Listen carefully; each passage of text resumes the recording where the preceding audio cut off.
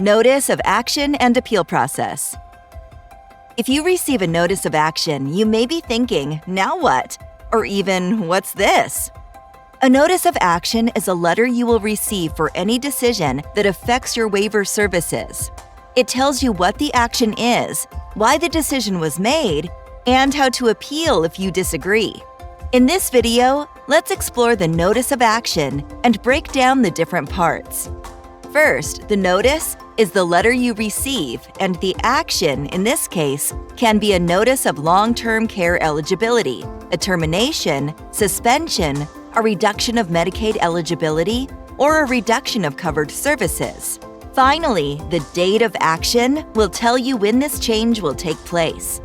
You have the right to appeal any decision about your benefits if you are in disagreement. You have the right to represent yourself at the hearing, or you may choose a lawyer, relative, friend, or another person to be your representative.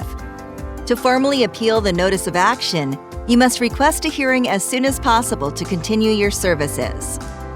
It's important to know that the 60-day deadline is only to request a hearing to appeal. You can also request to maintain your services during your appeal process.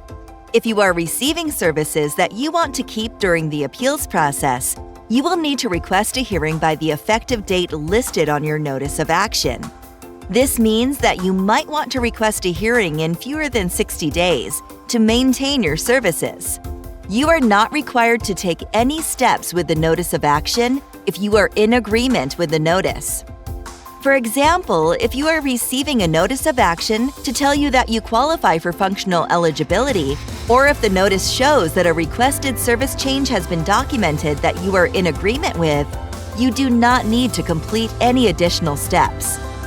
The process to request a hearing will be included in the notice of action. Be sure to follow the directions in your letter. If you need help with requesting a hearing or understanding your notice of action, you can always contact your case manager or case management agency. There are other resources to assist you if you receive a notice of action.